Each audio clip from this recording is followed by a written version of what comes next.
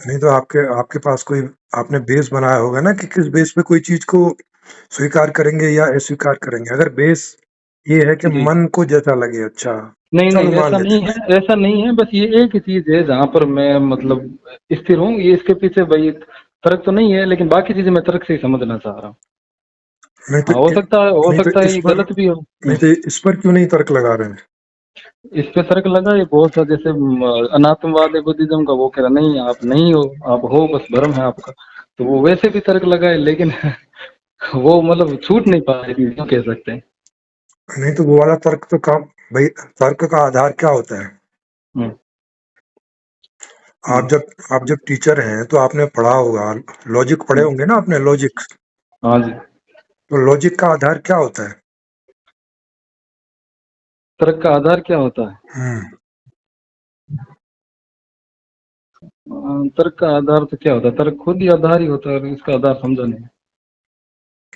भाई कोई चीज पे आप तर्क दोगे तो उसका हुँ, कोई बेस होगा ना, या ऐसे कुछ भी बोल दोगे और नहीं उससे कुछ भी बोलोगे नहीं कि ये बोलेंगे। तर्क है। हाँ, कुछ भी नहीं बोलेंगे, बहुत सॉलिड उसके पीछे कोई बताने लायक बात होगी, कोई कारण होगा, तो उसका कोई तभी आधार, बोल पाऊँ। हाँ तो उसको कोई आधार होगा ना, कि अगर तर्क बिल्कुल, इस आधार पे है तब तो उसे तर्क कहेंगे, नहीं नहीं तो वो तो वो तो, कुतर्क हो जाएगा। हाँ नहीं तो जी, वो तो फिर मनमानी बात हो गई, ऐसे ही कुछ भी मान लो। सही बात है। तो तर्क का इसका आधार क्या है। हुँ, इस चीज़ का मतलब जो मैं मान रहा हूँ, ये रियल में तर्क से तो नहीं सिद्ध हो पाएगी, क्योंकि तर्क से तो खंडित भी हो सकती है। जैसे सुषुप्ति में हम शून्य हो जाते हैं, बेहोशी में हम शून्य हो जाते हैं। तो हम्म, उस हिसाब से तो हो सकता है हम ना भी हों। हम जब होश में हैं तब हमको लगता है हम हैं, क्योंकि हमारा दिमाग एक्टिव है, और जब हम होश में नहीं होते तब हम नहीं होते। तो इस नहीं तरीके से तो हम फिर तो मतलब ऐसे इसीलिए भौतिक मैंने सिद्ध हो जाएँगे। जी, नहीं, नहीं तो इसीलिए मैंने पूछा ना कि जी, आप किस आधार से जानना चाहते हैं। आपने बोला तर्क के आधार से। अब तर्क का क्या आधार है वो आपको नहीं मालूम है तो फिर कैसे आगे गाड़ी चलेगी। जी। थोड़ा सा दिमाग लगाइए, तर्क का आधार क्या होता है। ये आप क्लियर कीजिए थोड़ा-सा इसे। देखो जैसे दो के बाद चार, चार के बाद छह, छह के बाद क्या हुँ, आएगा। बिल्कुल 6 के 2 के बाद 4, 4 के बाद 6 के बाद 8 आएगा। तो कैसे कैसे तर्क लगाया। यहाँ तर्क का आधार क्या होगा, कि आपने बता दिया हाँ, कि छह के बाद आठ आएगा। बिल्कुल हम जोड़ के देख सकते हैं और हर तरीके से जान सकते हैं इस चीज़ को।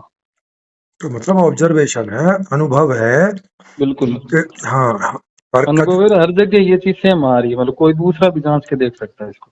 हाँ तो मतलब बार बार जांच सकते हैं और हर हुँ, बार यही अनुभव में आता है। बिल्कुल मनमानेपन में इसमें यही फ़र्क है। मनमाने में तो कोई व्यक्ति को लगता है कि हाँ, ऐसा हो सकता है, लेकिन दूसरा जाँचे तो उसका हो सकता है अलग अनुभव आ जाए।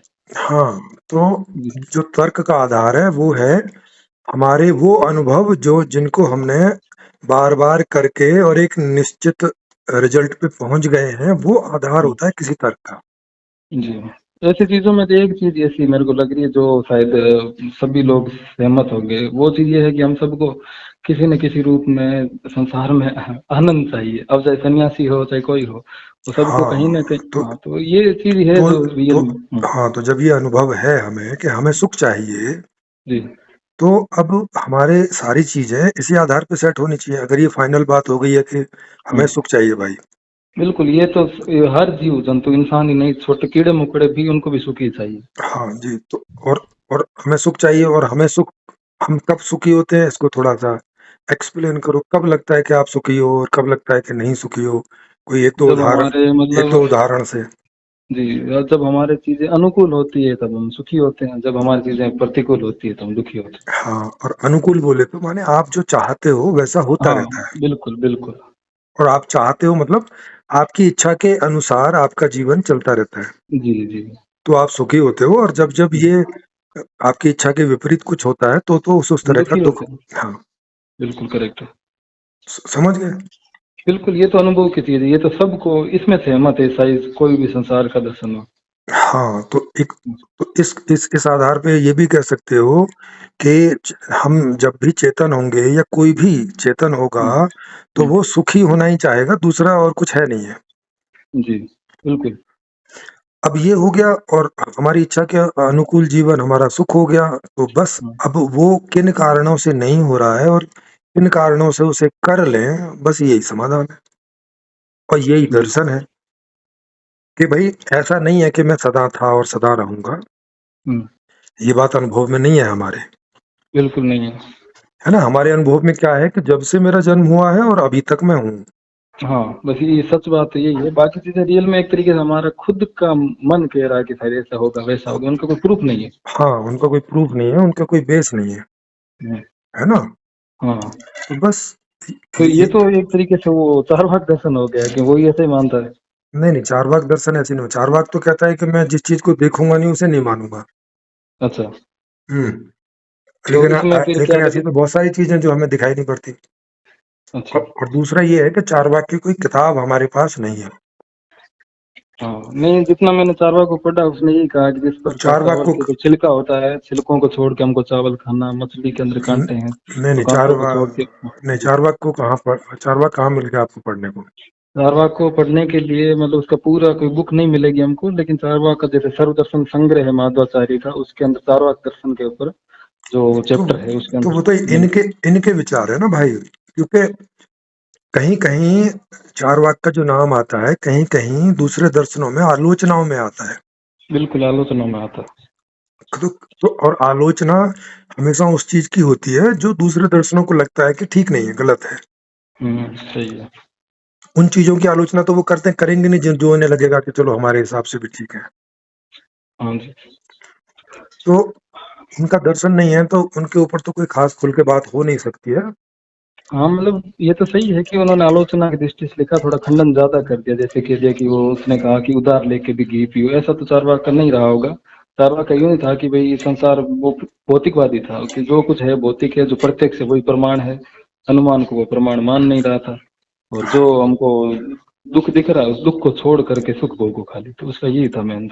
हाँ, तो अब इसमें आप देख लो कि इसमें आपको अनुभव के तौर पे कितना कितना ठीक लगता है।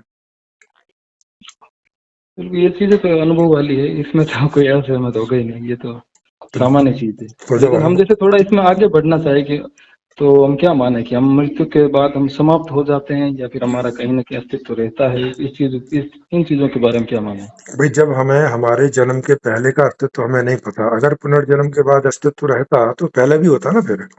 बिल्कुल होता, बिल्कुल पहले होगा तभी आगे हो सकता है। हाँ, तो अब पहले है नहीं है, तो उस हम्म, बेस पे हम कह सकते हैं कि आगे भी नहीं होगा।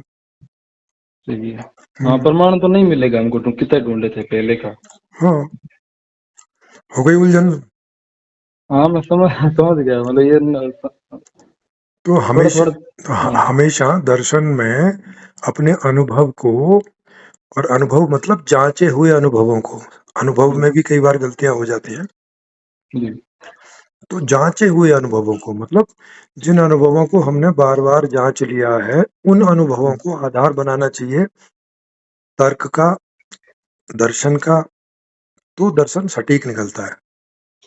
जी, अगर इसके अलावा कुछ भी आधार बनाएंगे तो फिर वो ऐसे ही है, कुछ भी हो जाएगा, दर्शन तो नहीं होगा, कुछ भी होगा।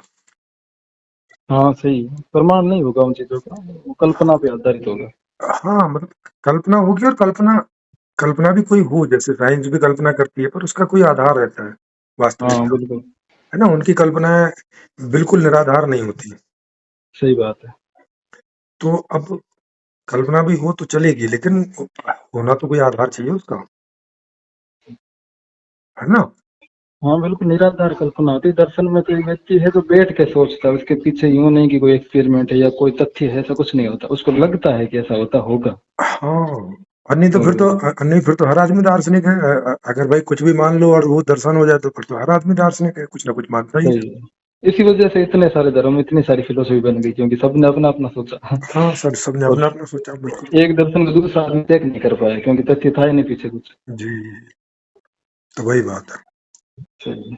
तो अब आपको समझ में आ गया कि हम नहीं थे और नहीं होंगे, जी, जी सर, समझ अभी गया। मतलब ये अभी हैं। भौतिकवादी दर्शन है एक तरीके से आपका, और जैसे एक भौतिकवादी, टाइम। भौतिकवादी मत बोलो इसको। भौतिकवादी बोल के तो बहुत ऐसे पता चलता है कि कोई बेस में बस भौतिक है और कुछ है नहीं है, ऐसा करके नहीं है। मेरी किताब है, उसे पढ़ लो आप, फ्री जी, फ्री में पीडीएफ मिल जाएगा आपको। जो दर्शन वाले वीडियोज होंगे मेरे, उनके हम्म, डिस्क्रिप्शन में जाके, या अच्छा, इसके शिविर, इसका शिविर लगाया हुआ है मैंने, उसके वीडियो पड़े हैं यूट्यूब पे। हम्म। हमारे चैनल पे, तो उनको देख लो, 25-30 वीडियोज हैं, उनको देख लो पूरा, तो जो दर्शन मैंने दिया है वो सारा उसमें आपको मिल जाएगा टोटल। जी। तो तो उनको सुन लो, तो आपको समझ में आ जाएगा मैं क्या कह रहा हूँ या क्या दर्शन है। चलो मैं एक लास्ट पॉइंट पूछ के फिर खत्म कर रहा हूँ इसमें। जी। मतलब जैसे अभी हम लोग है, चलो एक फिजिकल रूप से है, और किसी भी पारलौकिक रूप से हम लोग मतलब मान सकते अस्तित्व तो नहीं था हमारा। हम्म। तो ये जो संसार बना है, ये एक टाइम होगा कि जब ये था ही नहीं। जी। तो फिर कहाँ से ये स्टार्ट कैसे हुआ इसके पीछे, या फिर उससे पहले क्या था, या फिर ये फर्स्ट टाइम ही बना है, उससे पहले अनंत काल तक ये कभी बना हुआ ही नहीं था? इस चीज के बारे में क्या है? ये भी जैसे बीज और वृक्ष की एक यात्रा है। हम्म। बीज वृक्ष होता है, वृक्ष फिर बीज होता है, बीज फिर वृक्ष होता है, ये अच्छा, एक ये फ्रेम। पैटर्न जो है ये चलता रहता है। हाँ, ये चलता रहता है, जैसे ये बनता है, फिर बिगड़ता है, हाँ, फिर वापस जीरो, फिर जीरो से वापस स्टार्ट, यूं करके चलता रहता है ये। ये जीरो नहीं होता, मिनिमाइज मतलब होता जीरो है। मतलब एक तरीके से पूरा खत्म हो जाता है एक बार, और फिर वापस सृष्टि हाँ, कर ले, सृष्टि कर ले। हाँ, मतलब मूल अवस्था में चला जाता है। तो जैसे उसको बोलते हैं संस्कृत में ब्रह्म। हम्म। ब्रह्म और ब्रह्मांड, जैसे बीज और वृक्ष। और ये पैटर्न जो ऐसे चलता रहता है, इसको चलाने वाला कोई नहीं, ये अपने आप ही चल रहा है। हाँ, ये स्वतः चालित है, ऑटोमेटिक। तो ये फिर यदि बार बार रिपीट हो रहा है, तो इससे तो ये निकल के आएगा कि फिर ये सेम टू सेम संसार रिपीट होता है बार बार। हाँ, बार बार सेम टू सेम ही निकलता है। क्योंकि और तो पैटर्न है, तो फिर पैटर्न तो फिर वो सेम होगा, हाँ, क्योंकि कुछ भी चेंज करने के लिए तो किसी और को अलग से कोई चाहिए होगा, अलग गॉड से कोई वगैरह। चाहिए होगा, तो बिल्कुल सही बात है आपकी। ये सेम टू सेम रिपीट होता है हर बार। हम्म। जी। पिछली तो बार जब फिर सृष्टि मान बनी लो होगी। पिछले पिछली सृष्टि में यदि मैं था, आप थे, तो फिर वो कौन थे? हाँ, मैं और आप ही थे। और पिछली सृष्टि में भी आपने मुझे कॉल किया होगा, मैंने ऐसी बात की होगी, आपने पूछा होगा। ऐसा तो फिर ऐसा हर सृष्टि में ऐसा ही होगा। मैं और आप तो जैसे हमारी कोई आत्मा तो है नहीं, फिर वो कैसे, मतलब हम बीच में कहाँ चले गए थे जब दुनिया नहीं थी, या फिर हम जन्मे हुए नहीं थे उस टाइम? आत्मा तो नहीं है, लेकिन हम मटेरियल तो कुछ है ना। तो हाँ, ये मैटर तो है। तो ये मटेरियल ट्रांसफॉर्म होता रहता है। मटेरियल, जो मूल मैटर है वो थोड़ी ना कभी समाप्त होता है। नहीं, वो तो नहीं समाप्त होता, लेकिन फिर जैसे उससे पिछली सिस्टम में यदि हम और आप थे, तो वो अलग हो गए, और हम जो इस सिस्टम में हैं, भले हम बिल्कुल सेम थे, लेकिन हम्म। फिर भी अलग हो गए, क्योंकि आप जो अनुभव करने वाले हैं, अभी जो मैं अनुभव करना, वो तो खत्म हो जाएंगे। हाँ, बिल्कुल वो। अगली सिस्टम जो मेरे जैसे होंगे, वो तो एक तरीके से पैटर्न हाँ, रिपीट हो रहा है, लेकिन वो मैं नहीं होऊंगा रियल में। Yes, yes. तो रियल में नहीं बोलते। जैसे एक ही जैसी सृष्टि रिपीट होती है, तो एक ही जैसे मैं और आप होते हैं।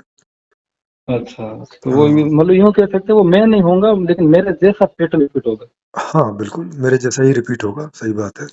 अभी जो मैं अभी अनुभव करने वाला हूँ, वो तो खत्म हो चुका होगा। हाँ, ये खत्म हो चुका होगा, लेकिन यही अनुभव वो भी करेगा। वो भी करेगा, वो फिर हाँ। सही बात है। हम्म। अच्छा, तो तो ये इसको मतलब तो कॉपी इसको होता रहता है एक तरीके से, एक तरीके। हाँ, तो इसको कैसे भी कह सकते हो कि ये रिपीट होता रहता है। हम्म। ऐसे भी बोल सकते हो, और या पैटर्न रिपीट होता है, तत्व भी वही रहता है, लेकिन फिर भी अलग अलग सृष्टि में अलग अलग मैं और आप होते हैं, क्योंकि बिल्कुल बिल्कुल, मैं हाँ, आपकी बात समझ गया। मतलब इस तरीके से मोबाइल के एग्जाम्पल से लेना, जो डेटा मूव नहीं हो रहा है, ये रियल में कॉपी हो रहा है, पीछे का डिलीट हो रहा है, जी, फिर जी, कॉपी, पीछे का डिलीट हो रहा है। बिल्कुल, बिल्कुल। तो एक जैसा होते हुए भी वो सेम नहीं है, जी, बस जो मूल मैटर है वो सेम है। बिल्कुल। अच्छा, वो जो एनर्जी है या कुछ भी बोले, वो सेम है बस। हाँ, जो भी बोलो, तो इसलिए उसका नाम मूल तत्व रख दिया है, कि मूल तत्व ठीक है। है, ठीक। वही ब्रह्मांड होता रहता है, जैसे बीज ही वृक्ष हो जाता है, और फिर हम्म। वृक्ष ही प्रलय होके फिर से मूल अवस्था में चला जाता है, ऐसे ऐसे होता रहता है। हाँ, ये चीज तो नॉर्मली भारत के जितने भी दर्शन है, उनमें ये चीज मानी जाती है कि सृष्टि कर ले का चक्कर चलता रहता है, बस इसमें इतना वो गॉड और आत्मा जो है वो आपने हटा दी। हाँ, जो आत, आत्मा का मतलब, अगर आप संस्कृत में जाओगे, हम्म। तो आत्मा का मतलब होता है कि कभी आपने वो पढ़ा है मांडुक्य उपनिषद? बिल्कुल पढ़ा है मैंने। तो मांडुक्य उपनिषद में आत्मा का अर्थ दिया है कि जो हम हम्म। देख रहे हैं वो सब, और जो हम नहीं भी देख रहे हैं वो सब को आत्मा ही बोलते हैं। हाँ बिल्कुल, वो उन्होंने बोला, लेकिन अलग संदर्भ में बोला। उनका मतलब ये है कि सब जगह, मतलब जो कुछ भी है, ये ब्रह्म है, और ये ब्रह्म की एक तरीके से वही है, मतलब सब कुछ। हाँ, हाँ, और ये उसमें 4 अवस्थाएं दी हैं चेतन की, हम्म। आत्मा की नहीं। जी। चेतन अवस्था जो है वो 4 है, जैसे आपकी जागृत है, स्वप्न है, सुषुप्ति है, तुरिया है, उसको समझाया जी। गया है वहाँ पे। हुँ, वो मुख्य रूप से चेतना के विभाग को समझाने के लिए वो उपनिषद है। जी, जी।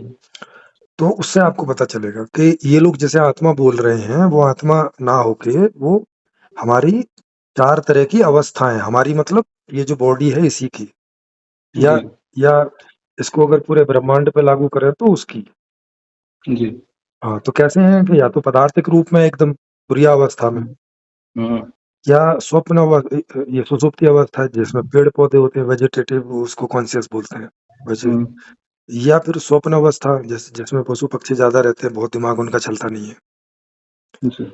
या जाकर ये मनुष्य की नहीं, ये जो जागृत 4 अवस्था। अवस्था है, ये तो उपनिषदों ने अपनी वो वर्तमान अवस्था पे भी लागू की। जैसे मान लो मैं सोता हूँ, तो वो मेरी सुषुप्ति हो गई, मैं जब जगा हुआ हूँ, तो मेरी जागृत हो गई, जब मैं हाँ, स्वप्न देख रहा हूँ, तो स्वप्न अवस्था हो गई, जब मैं समाधि में चला जाता हूँ, तो तुरीय अवस्था हो गई। हाँ, समाधि में या बेहोशी में चले जाते हैं, वहाँ समाधि नहीं है, वो बेहोशी है।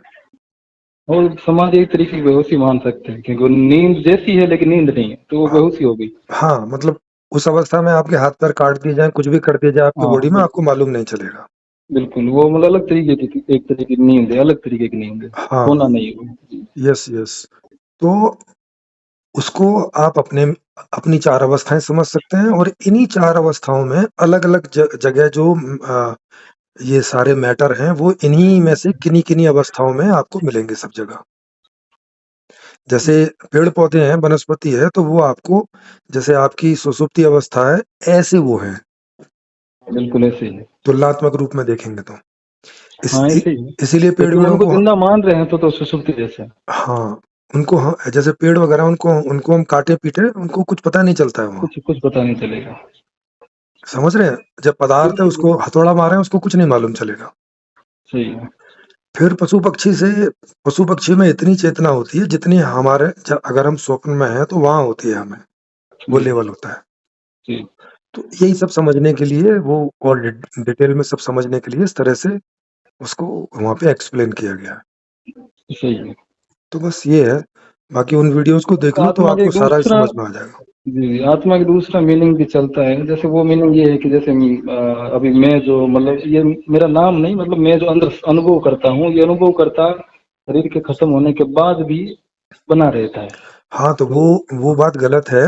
इस शरीर में अलग से कोई ऐसी आत्मा नहीं है जो इसमें घुसती और निकलती है। बिल्कुल, अंदर की ऐसी आत्मा होती तो हम लोगों को नींद नहीं आ पाती, बेहोश नहीं होते, दिमाग पे चोट लगने से मेमोरी नहीं जाती। हाँ, बहुत सारे ये फ़र्क पता हुए। चल रहा है कि हम तो फिजिकल है, क्योंकि जी, आत्मा होती तो हम थोड़ी बेहोश जी, होते। ये चीजें जी। तो है, तर्क में बहुत सोचते हैं कई बार इन चीजों को। तो बस यही बात है। तो इस तरह के अनुभवों से तर्क लगाएँगे तो सटीक दर्शन पे पहुँचेंगे, यही बात है। हाँ, ये बहुत सारी प्रॉब्लम तो फिलोसफी में यही आती है, इसका स्टेबल नहीं हो पाते। जैसे पुनर्जन्म के लोग बात करते हैं, तो वहाँ यही समझ नहीं आता कि फिर यदि हमारी मेमोरी चोट लगने से चली जाती है, हाँ, और यदि सब कुछ इस माइंड से क्रिएट हो रहा है, तो माइंड तो जला दिया मरने पे, वो तो सब कुछ खत्म हो गया, फिर वो आगे कैसे गई? और क्या। यदि आत्मा के अंदर मेमोरी रहती है, तो फिर हमारी मेमोरी जानी नहीं चाहिए कभी चोट लगने पर।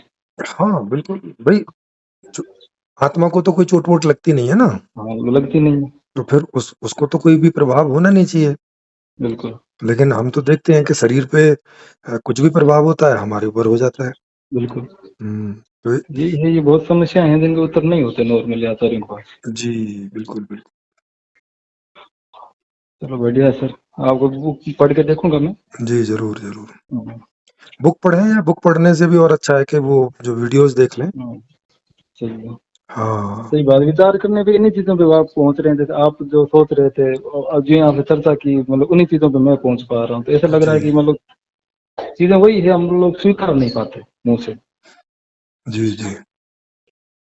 नहीं, देखो, ये हर आदमी की अपनी अलग रुचि होती है। जिसको जानना होता है वो जान के स्वीकार करता है, जी, और जिसे मानना होता है वो मान लेता है, जो भी जी, बताया जा रहा है उनके परंपरा में, उनकी उनके गुरुओं के द्वारा या माता-पिता के द्वारा, वो मान लेता है उसको बस। बिल्कुल। वो सोचते नहीं, वो अंधानुकरण करते हैं।